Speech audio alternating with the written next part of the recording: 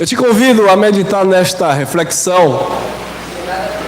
Olha aí, Cristo, tesouro, sabedoria, ciência e poder de Deus.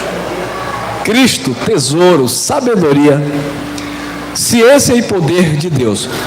Olha o que o apóstolo Paulo falou na segunda carta aos Coríntios 4:7. Temos, porém, este tesouro em vasos de barro, para que a excelência do poder seja de Deus e não de nós. A primeira coisa que o apóstolo Paulo transmite através desta fala é que existe um tesouro em nós. Existe um tesouro em mim, existe um tesouro em você. Ou seja, nós somos preciosos aos olhos do Pai. Você não é qualquer coisa. Você não é alguma coisa. Você tem um tesouro em você. Aí detalhe, você só vale alguma coisa não pelos teus méritos, mas por causa da riqueza que habita em ti, que é Deus. Eu não sou o tesouro em mim. Você não é o tesouro está em você. Temos, porém, este tesouro, mas ele está em quê? Em vasos de barro. Então, queridos, eu não posso ignorar isso. Existe um tesouro em mim, mas quem guarda esse tesouro é um vaso de barro. Então eu preciso saber administrar isso muito bem, porque embora eu seja alguém, embora você seja aquele que contém um tesouro, a sua estrutura é barro. Então eu tenho duas naturezas. Eu tenho a natureza que é barro e tenho uma natureza que manifesta um tesouro que é Deus. Quando nós ignoramos que somos vasos de barro, quando nós ignoramos que somos falhos, quando nós ignoramos que erramos, naturalmente você não terá aquela preocupação para procurar acertar. Porque o perfeito está em você, mas você não é perfeito, não na carne. Mas nós estamos perfeitos nele, porque ele está em você. Ô irmão Elcio, o que é que você quer dizer com isso? Trocando por miúdos, não adianta eu dizer que conheço o Evangelho. O Evangelho é um tesouro. Não adianta eu dizer que eu sou de Deus. Deus é um tesouro. Não adianta eu dizer que eu creio em Deus. Tiago disse, até os demônios dizem que creem em Deus. Até os lunáticos dizem que acreditam em Deus. A ponto de um correr e se prostrar diante do Senhor e adorar. Então a questão não é dizer que crê em Deus. A questão não é dizer que crê no Evangelho. A questão não é dizer que está salvo. A questão não é dizer que está perfeito. A questão é viver consciente de que você, embora carregue um tesouro, você ainda continua sendo um vaso de barro. E esse vaso ele não se converte. Esse vaso ele não se transforma. Ele vai continuar com essa estrutura de barro, mas dentro dele habita uma riqueza, um tesouro. Para quê? Para que a excelência do poder seja de Deus e não de nós, porque nós não temos capacidade de nós mesmos. Toda vez que o homem procura agir pela sua própria força, pela sua própria sabedoria, por sua própria riqueza, ele quebra a cara. O profeta Jeremias já dizia: não se glorie o sábio na sua sabedoria, não se glorie o forte na sua força, e também não se glorie o rico nas suas riquezas, mas aquele que se gloriar, glorie-se nisto, em me conhecer e saber que eu sou Deus e que faço justiça e juízo sobre a terra. Eu preciso conhecer o tesouro que habita em mim. Muitos filhos de Deus não conhecem o tesouro que habita em si. Por isso que ficam dizendo: eu sou um miserável, eu sou um pobre, cego, eu sou um perdido, eu sou um amaldiçoado. E aí vai lá dar a cabeça para o pastor expulsar o demônio. No outro dia o pastor diz que ele está cheio do Espírito Santo. No outro dia o pastor diz que ele está cheio de demônio. Porque ele não reconhece o tesouro que habita nele. O mesmo que está na reunião e glória e tal, o Espírito Santo está aqui. No outro dia está lá: pastor, ore por mim que tem um demônio me perturbando.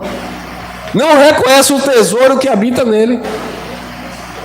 Assim estão agindo os filhos de Deus, porque pensa que o poder vem dele. Porque eu jejuei, porque eu me consagrei. Não, meus amados, a excelência do poder é de Deus e não de nós, não é do homem. Você tem um tesouro em você, você continua com uma estrutura frágil, e dentro de você habita o poder de Deus. Paulo estava cheio de espinho na carne, ele orou, pediu a Deus 3 vezes para que Deus tirasse e arrancasse aquele espinho. E ele ouviu: a minha graça te basta, o meu poder. O poder de quem? De Deus. Mas eu sou apóstolo, eu sou profeta, eu tenho poder. Não tem. Imaginou se Paulo dissesse: sabe de um, eu vou jejuar, eu quero ver esse espinho não sair. Eu vou para o monte, eu quero ver esse espinho não sair. Não vai. Paulo disse: eu vou recorrer àquele que pode fazer alguma coisa. Senhor, tira de mim esse espinho. O Senhor disse: a minha graça te basta, porque o meu poder se aperfeiçoa, vaso de barro, na tua fraqueza. Aí Paulo disse: por isso, de muito boa vontade me gloriarei nas minhas fraquezas, nas minhas injúrias, nas minhas perseguições, para que em mim habite o poder de Deus. Porque quando eu penso que eu estou fraco, então eu sou forte. Mas eu sou forte, não é o eu, porque o eu é barro. Eu sou forte porque nele habita o poder de Deus. Eu sou forte porque em mim habita o poder de Deus. E isso é um tesouro. Agora detalhe: tesouro você encontra em qualquer lugar? Você vê em qualquer lugar? Não. Tesouro você tem que buscar. Tesouro não se acha na esquina. A religião você encontra na esquina. Por isso que Jesus disse: não dê pérola, tesouro, nem coisas santas, tesouro, aos cães. Os cães vão estraçalhar e jogar, ou vão deixar o tesouro e voltar a se alimentar do próprio vômito. Os porcos, depois do banho, depois de estar perfumado, vai correr para a sua origem, sua lama. Ele não consegue sair de lá, porque ele despreza o tesouro.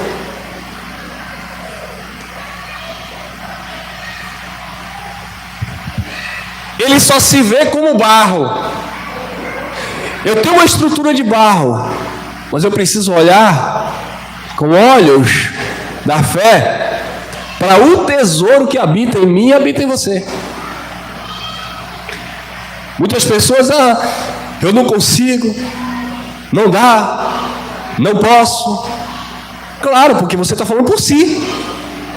Mas quando você diz assim: eu não tenho condição, mas Deus tem.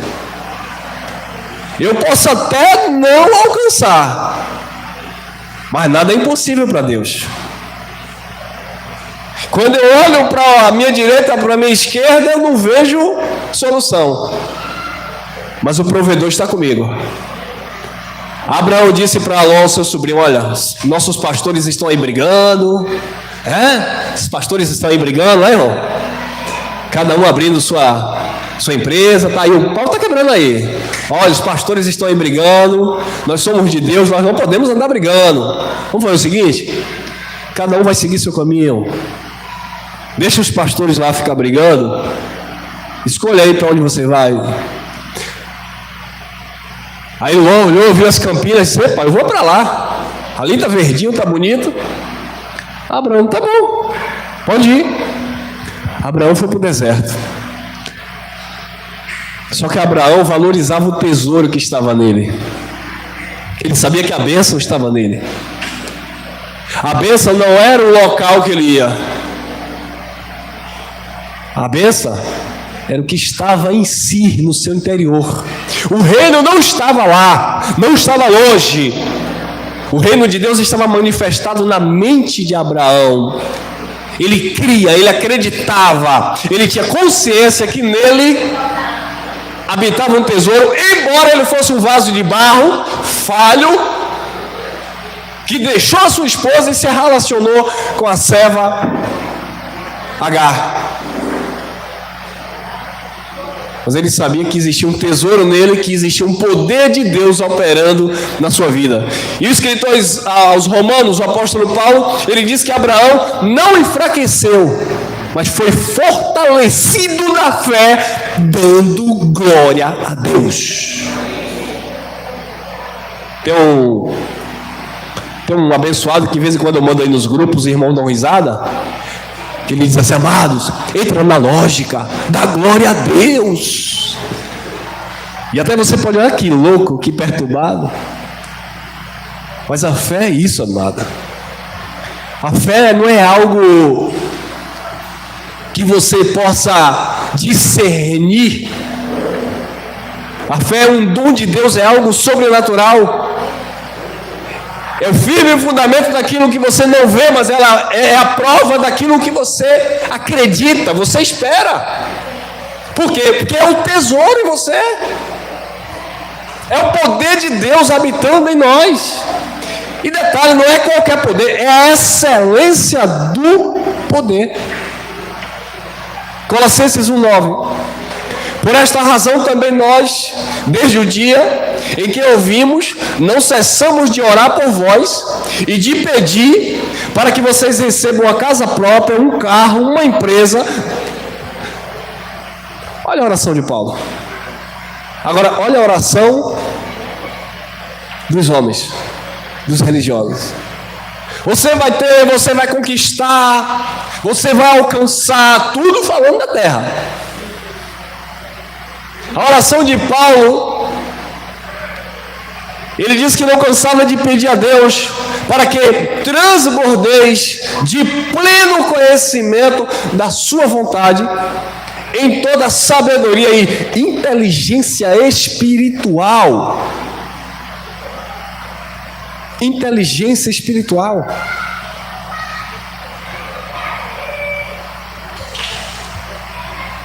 Sabedoria e inteligência espiritual. Paulo diz: o homem natural, e quando você vai no contexto, o homem natural não é quem não aceitou Jesus, era o crente, os coríntios, que Paulo dizia assim: a vós sois carnais, leite vos dei de beber e não alimento sólido. Porque uns dizem: eu sou de Paulo, outros dizem: eu sou de Cefas, outros dizem: eu sou de Apolo. Paulo disse: não sois porventuras carnais? Vocês não estão vivendo de acordo com o padrão de homem? Vocês precisam dessa sabedoria e dessa inteligência espiritual, no pleno conhecimento da vontade dele. Sabedoria e inteligência espiritual para discernir, comparando coisas espirituais com as espirituais. Queridos, é muito difícil hoje, no tempo que nós vivemos, você conseguir olhar para a palavra de Deus e entender que esta palavra é poder de Deus que atua em você, devido a tantas informações. O mundo está ansioso demais, o tempo vai passando, as coisas vão evoluindo, a tecnologia vai avançando e, consequentemente, a ansiedade do povo. As ocupações da vida. Se você hoje chegar numa roça, no interior, escute bem, você está aqui hoje, lá no de Freitas, os irmãos aqui vão acompanhar a gravação, você tem graça. Se você sair da cidade, da capital, você ir no interior, numa roça, chega lá, você vai encontrar 3 irmãos reunidos. Você vai encontrar lá um pastor com a gravata atravessada assim, o camarada falando Jesus, glórias, glórias e glórias. E você vai chegar lá, conhecendo a graça de Deus, conhecendo o poder de Deus. E quando você parar, você vai notar um ambiente diferente. Sabe por quê? Porque aquelas pessoas não estão ali preocupadas com redes sociais, com o que vai comer amanhã, com o que vai pagar semana que vem. As pessoas estão de verdade. Eu digo isso porque eu tenho um parente assim, e eu posso criticar no bom sentido, que não conhece a palavra de Deus. Mas que moral nós temos para criticar quem não conhece o evangelho da graça, o poder de Deus, o tesouro que habita em nós? Mas muitas vezes as muitas informações e as más conversações corrompem os bons costumes, que nós entramos numa zona de conforto, que a graça de Deus já não é tão interessante assim. É ou não é? Eu conheço. Irmão, eu estou vendo o irmão falando aí, está parecendo um sistema religioso, aí já começa. Irmão, estou na graça de Deus, mas eu cheguei lá para me reunir com o irmão Elcio, tem umas cadeiras assim, mesma coisa do sistema. Ih, rapaz. E as pessoas vão mal? Murchando, acreditando que porque eu já conheço, tá. Paulo disse, olha, a ciência incha, conhecimento incha. Engraçado que na lei era dito assim, a letra mata, era a lei. Na graça, Paulo disse, o conhecimento incha, mas o amor edifica. Tem que ter conhecimento, mas tem que ter amor. Amor para com Deus. Todo mundo vai ter sua figueira brava para subir, meu irmão. Isso em graça. Zaqueu queria porque queria ver Jesus. Tem um louvor que diz, eu quero ver Jesus, né? Meu amado é. Você quer ver Jesus? Mas você quer ver Jesus como? Não, porque eu pensei que na graça as coisas iam fluir assim. Não, irmão. Que você é salvo, nós sabemos. Que existe uma bênção no teu espírito, todos nós sabemos. Mas até onde você quer ir para de fato ver, sentir a graça de Deus em você? Porque senão fica no mecanismo, nas coisas assim. E é isso que me preocupa em graça, onde as pessoas se esfriam, relaxam, até aprendem, depois começam a criticar, cospe no mesmo prato que comeu. Eu não estou falando do pregador, estou falando da mensagem. Vocês sabem muito bem disso. Eu já preguei tudo que o irmão Elcio pregou, agora eu vou ser ateu. O virar ateu, eu vou pregar contra ele. Por quê? Faltou inteligência, sabedoria e principalmente amor para com Deus, para vivenciar a graça de Deus. Você lembra que quando você ia no sistema, eu não estou falando de ser frequentador nato, eu não estou falando de ser radical, não estou falando de religiosidade, eu estou falando de coração. Tudo bem que houve uma fase no sistema que você já não suportava mais. Foi aquela fase que você já já estava desconfiado da mensagem fraudulenta, da imposição do homem, tá? Da imputação Mas aquela fase onde você sentia prazer de estar envolvido naquilo ali. Mas aí veio a graça de Deus. O irmão Luiz me falou algo bem interessante. Ô irmão Elcio, quando eu cheguei aqui, eu perguntei ao senhor se precisava de alguma coisa. Falei, não, se você não perguntou nada. Ele falou, pois é. Se no sistema eu era zeloso e dedicado, por que na graça eu vou ser relaxado? Entendeu, pessoal? Então, e quando eu falo de relaxamento, abençoado, eu estou falando de algo que começa cá no interior de cada um. E a gente tem a nossa consciência. Não é que é verdade? Eu tenho aquele tempinho, como eu tinha antes, para fazer a minha confissão de fé. No sistema era aquela oração forte, fervorosa. É porque na graça agora você sabia que é pecado ajoelhar e orar? Na mente de muitos é.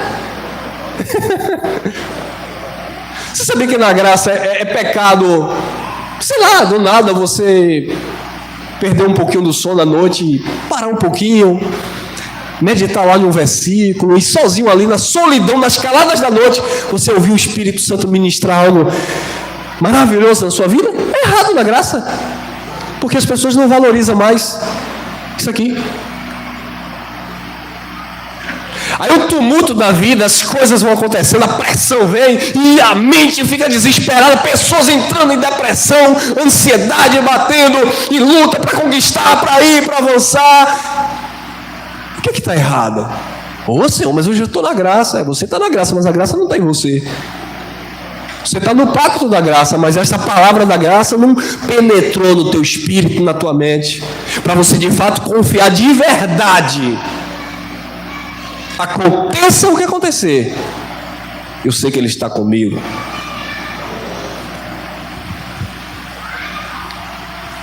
Colossenses 2:2, para que o coração alinhe a mente, para que o coração deles seja confortado. Como é que o conforto vai vir? Depois da inteligência, sabedoria espiritual e você conhecer a vontade de Deus. E todos nós, na graça, conhecemos a vontade de Deus, que é boa, perfeita e agradável. Mas, e Paulo disse, para que o coração deles sejam confortados. Pessoas que estão na graça não sentem o conforto da graça de Deus. Não se sentem, de fato, no descanso. Confortado e vinculado juntamente em amor. Porque o amor é o vínculo da perfeição.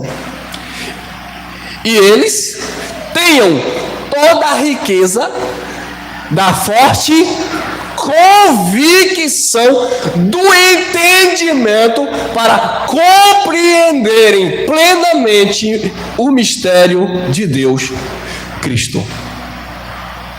Riqueza de conhecimento. Pode te arrancar tudo, mas o conhecimento ninguém arranca de você. E quando você tem essa riqueza de conhecimento, você adquire o quê? Uma forte convicção. Eu sei em quem eu tenho crido. Eu estou certo que Ele é poderoso. Convicção. O que falta para os filhos de Deus, tanto no sistema religioso, e, por que não dizer também graça, é a certeza, é a convicção. Quando você está convicto de algo seguro, meu irmão, ninguém lhe para. Eu estou certo, eu estou convicto. Não é aquela coisa duvidosa. Será que é isso mesmo, irmão? Eu recebi muitas ligações há um tempo atrás de alguns irmãos que saíram do sistema, mas o sistema não saiu deles. Irmão, estou passando por uma situação um pouco difícil. Será que é porque eu deixei lá o sistema, deixei o jejum? Eu falei, peraí, meu irmão. Irmão, mas é porque no sistema lá, meu irmão, eu estava assim, assado. Eu falei, meu irmão, A vida é uma roda gigante. Às vezes você vai estar por baixo e por cima.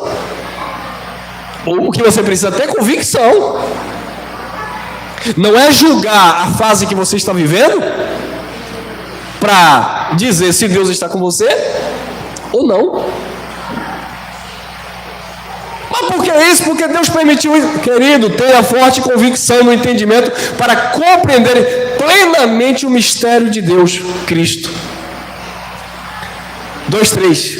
Em quem todos os tesouros da sabedoria e da ciência estão escondidos. Como eu falei, está escondido. E o que está escondido você precisa cavar. Não vai encontrar assim. É igual a mensagem da graça, né, irmão? Você vai encontrar em qualquer esquina? Não, em qualquer esquina você encontra outra coisa. Mas a graça de Deus não. Veja se não é quando você encontra alguém que você fala a mensagem da graça e aquela pessoa, rapaz, eu penso desta forma, você não se alegra? Olha, rapaz, é raro, né? Você pensa assim, irmão. Aí às vezes você fica até com medo, em dúvida. Olha, eu me reúno aí com o pessoal aí que conhece a palavra da graça, você fica até cismado. Quando você começa a falar, a pessoa, não, mas eu também creio assim. Você, que alegria. Encontrei alguém também que tem uma forte convicção. Mas não é em qualquer lugar que você encontra. Essa riqueza de conhecimento está escondida. Efésios 1:17. Para que o Deus de nosso Senhor Jesus Cristo, Pai da glória, vos conceda espírito de sabedoria e de revelação no pleno conhecimento dele. Espírito de sabedoria, de revelação, porque só no homem interior que você pode adquirir isso. No pleno conhecimento dele. É riqueza de conhecimento. Riqueza de conhecimento.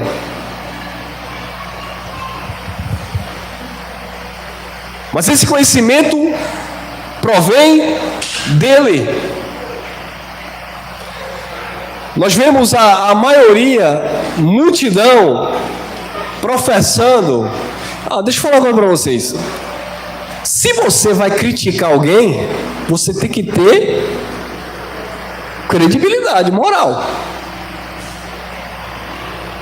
Como é que você vai criticar? Porque aquele povo está tudo cego lá no sistema. Olha lá, estão subindo lá o monte lá para buscar o poder lá no monte. Olha aquele povo lá adorando a imagem. Olha aquele povo lá que está com a rosinha do puxamento, não sei das quantas. Mas você fala isso. E qual tem sido o teu proceder com o conhecimento que você tem? E falar que o outro está errado, isso é fácil. Falar que foi a mulher que tu me deste, isso é fácil. Difícil é se posicionar. Paulo era perseguidor da igreja. Quando ele teve um encontro com Cristo, que esse tesouro foi revelado, ele começou a se dedicar. Ainda que algumas pessoas não o reconheciam como apóstolo. Ele disse, olha, eu trabalhei muito mais do que todos eles. Todavia não eu, mas a graça de Deus que está comigo. O problema hoje é que muitas pessoas pensam que a graça de Deus vai crescer através de uma mensagem que a gente manda pelo YouTube. E esquece de entender que a graça de Deus está em você. O testemunho que você dá. Como você transmite essa mensagem. Como estão olhando para você, o que estão vendo em você. Porque eu estou na graça, porque eu, como um irmão diz aí. Camarada xinga o pastor que pede dízimo, está lá com cigarro e dizendo que está liberto, jogando a fumaça.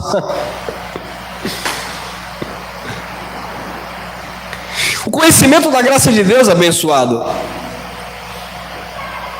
não é para você viver na libertinagem, não é para você viver, sabe, em uma escolha carnal. Não, a graça de Deus te libertou de um sistema religioso podre que te escravizava, mas ela te trouxe uma responsabilidade agora para refletir esse amor de Deus.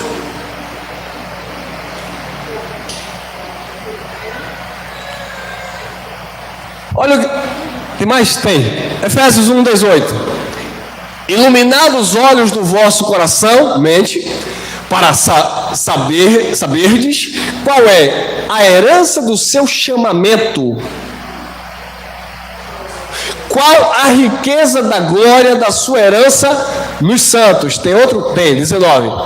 E qual a suprema grandeza do seu poder para com os que cremos, segundo a eficácia da força do seu poder. Então, o evangelho da graça de Deus é sabedoria, conhecimento, ciência e poder de Deus. Se eu anular isso aqui, não existe graça de Deus. Você acha que a graça de Deus nos apresenta tudo isso aqui para quê?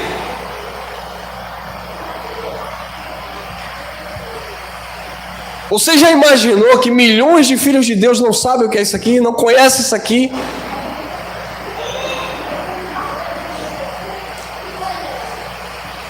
Enquanto as pessoas estão colocando a sua fé em objetos, em elementos, você tem uma palavra que é o poder de Deus. Nós temos esta palavra que é o poder de Deus. E às vezes estamos negligenciando essa palavra. Olha, eu sou muito observado. Elcio, eu sou muito observado. Muito. Porque eu era um menino muito ruim. Eu era um cabra ruim, mentiroso. Eu era ruim mesmo. Aí eu aceitei Jesus na religião. Passei 18 anos na religião. Sabe? Aí a religião me doutrinou, né? Medo do diabo, medo de perder a salvação, tal. Então eu virei um profissional da religião. E o labachúria, e o pega, segura a bênção, e aquela coisa toda. Então todo mundo sempre me observava, minha família, meus parentes. A ponto de dizer assim, rapaz, você era triste, viu? Mas realmente você agora é crente mesmo. Então eu era muito observado. Irmãos mais velhos, tios. Então todo mundo me observava. E mesmo envolvido no meio do esporte, da luta, mas as pessoas conseguiam ver que eu não mudava. Não, ele é um atleta profissional, viaja, faz competição, mas olha o padrão de vida dele, ó, alinhado com aquilo que a gente praticava na religião, com aquilo que a gente acreditava. Mudou a linguagem, tá diferente, dedicado à família, aqueles tios que diziam que você, no meu caso, né? Vai crescer, vai ser um vagabundo criado pela avó. Aí ligava para você chorando e pedia uma oração, pedia uma ajuda. Aqueles que me colocavam no colo para me dar palmada, passaram a botar a cabeça no meu colo para me pedir conselho. E isso é o no sistema. Então Elcio é pastor, Elcio é homem de Deus. Os primos iam crescendo, olhando para o Elcio. Não, Elcio é crente. Elcio não é mais aquele menino rebelde. Elcio não é mais aquele trapaceiro. Porque eu era ruim, mentiroso. De 10 palavras que eu falava, 11 era mentira. Traquino. Tinha um parente meu, até ele sabe disso, ele assistia essa mensagem aí, casado com minha tia. Eu tinha um dia emprestado. Ele disse, rapaz, tu era ruim. Tu ia na minha fazenda, lá na fazenda que eu trabalhava. Minha mãe, rapaz, ia lá no Milagre, né? Quem conhece Milagre aqui? Já vou falar, né? Milagre, lá pro lado da Lapa, né? Trazia aquela água benta do padre, vendo aqueles bujãozinhos de 5 litros. Aí eu chegava lá, batia o olho no bujãozinho, gostava do bujãozinho, parecia umas cumbuca, derramava a água benta da mulher, carregava a garrafa, roubava. Rapaz, tu era ruim, Deus te transformou. Irmão? Chega lá, pedir perdão pra véia. E hoje essas pessoas me têm como homem de Deus. Por quê? Porque o sistema trouxe aquela consciência para mim. Então não é todo mundo que está no sistema que é carnal, não, irmão. Nós falamos da doutrina. não da pessoa, porque tem muita gente comprometida, que vela, que tem bom caráter, sim. Aí Elcio agora conhece a graça de Deus, cheio de conhecimento, não fala mais lá baixo. Ih, rapaz, e as tias agora que Elcio colocava a mão? Ih, ai, xarai, bem, cantaraba. Agora Elcio vai, titia amada. Isso era invenção da religião. Mas meu filho, tu falava aqui cada língua. É, minha tia, eu era linguarudo. Mas não é assim não, titia. E agora? Titia agora vai começar a observar o comportamento de Elcio. Ih, Elcio chegava aqui, tal, era assim, assado. Mas agora Elcio não faz mais isso. Elcio agora não está dizendo aqui, desce Zaqueu, aleluia. Elcio agora está falando de conhecimento, de sabedoria, de poder de Deus. Elcio agora está todo racional. Mas como é que Elcio vive? De olho, papai, todo mundo. Mudou a linguagem. É porque agora está livre na graça, está falando palavrão, pornografia. Viu?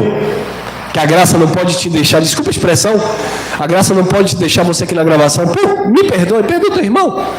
Não pode te deixar sem vergonha. A graça não pode te deixar carnal. Porque se te deixa, na verdade tu sempre foi, só estava escondido na religião. Como eu nunca tive escondido na religião, eu procurava ser sincero mesmo no sistema. Aí Paulo disse, é necessário que haja heresia no meio de vocês, para que o sincero se manifeste entre vós. Efésios 3:20. Ora, aquele que é poderoso para fazer infinitamente mais do que tudo quanto pedimos ou pensamos, conforme o seu poder que opera em nós. O poder de Deus opera nas nossas vidas. Romanos 1:16. Pois não me envergonho do Evangelho, porque o poder de Deus para a salvação de todo aquele que crê, primeiro do judeu e também do grego. Então a graça de Deus, amado, não pode trazer vergonha do Evangelho. Eu não me envergonho deste Evangelho. Pensamos diferente, mas o sistema está de olho em você. Ah, você está dizendo que não dá mais dízimo. Ah, você está dizendo que agora é tudo errado no sistema. Mas como você anda? Eu sei que alguns radicais aqui no YouTube vão dizer assim, ah, irmão, mas você está dizendo agora que é pelas obras? Salvação não é pelas obras. Mas vai perder o bom testemunho? Eu nunca vi Paulo pregando para andar na carnalidade, nas orgias. E Paulo pregava graça. Paulo dizia, Deus chamou para a santificação, não para a prostituição. Mas tem gente em graça hoje que está andando na prostituição. Ah, irmão, mas eu estou perfeito no espírito. E daí? Tu soube disso ano passado. Mas antes honrava a esposa, honrava o marido, honrava a consciência, mesmo com medo para com Deus. Mas chegou na graça.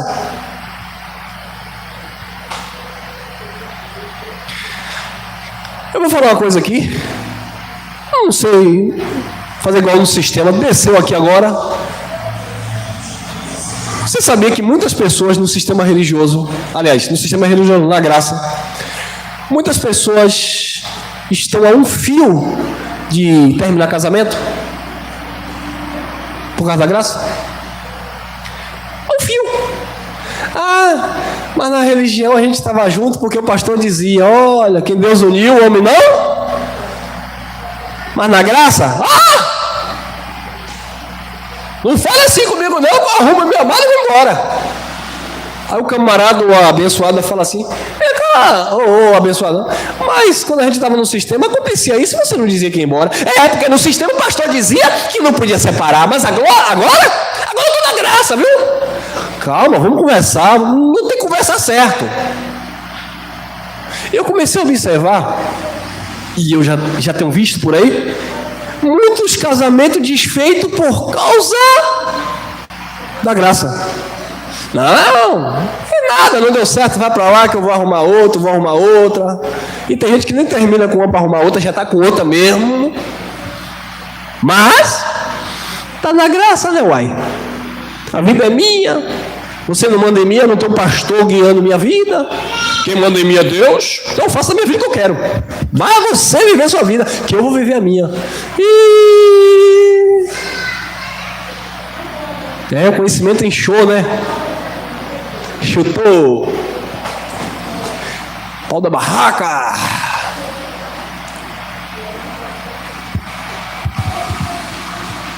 Pois não me envergonho do Evangelho, porque é o poder de Deus. Hebreus 4,12. Porque a palavra de Deus é viva e eficaz e mais cortante do que qualquer espada de 2 gumes, e penetra até ao ponto de dividir alma, espírito, juntas e medula, e é apta para discernir os pensamentos e propósitos do coração. A graça de Deus manifesta tudo que está no homem. Tudo que está no homem, a graça, porque a graça de Deus é luz, e a luz tudo manifesta, nada fica oculto. Tudo que eu e você, se eu e você fazíamos no sistema escondido, na graça não tem como esconder. Uma hora tem que revelar. Mas estava 10 anos no sistema, ninguém sabia, né, irmão? Porque no sistema estava escondido, mas a graça é luz. A graça de Deus tudo manifesta. Quando eu vejo os escândalos aí de pastores na mídia, pastores que se corrompem, que está preso, que matou, que fez isso, o sistema religioso, o diabo está brabo, viu? Vamos orar pelos pastores. O diabo está atacando os pastores, e principalmente os levitas, que o levita tem levita tem a fama de não gostar de ler Bíblia, né, minha irmã levita? Brincadeira. Levita não gosta de ler no sistema, né? Levita lá. O levita não gosta de ler Bíblia, não. Então o diabo, porque perdeu o cargo no céu, ele fica assim na mente do levita. Então a gente tem que orar pelos levitas, pelos pastores. Nós, em graça, não. Sabemos que tudo isso é a graça de Deus manifestando os podres, porque a graça tudo manifesta. O que eu vi de crente nessa política, aliás, não estou vendo, que parece que nunca foi crente. Tá assim, De que partido, irmão? Dos dois, irmão. Xinga, deseja a morte do candidato e vai pro quinto da glória. Crente! Em graça! Misericórdia, Jesus! Sangue de Jesus, Nazaré tem poder. Aí, de vez em quando eu sou cutucado assim, rapaz, o que está acontecendo com esses crentes em graça, irmão? Eu quero que lá ele morra, que lá ele não sei o quê, que um carro passe por cima, e que aquele eu odeio e tal, e porque não morreu. Digo, gente, para de disseminar ódio. Que isso? E se você chegar com a palavra da graça e dizer assim, irmão, não se envolva nisso não, irmão. Cumpra lá o seu dever de cidadão, já cumprimos. Vá lá, dê seu voto, deixe esses camaradas para lá, mas não cumpra briga a ponto de porque você que não sei o quê, aí começa a achar você antiquado, você é um...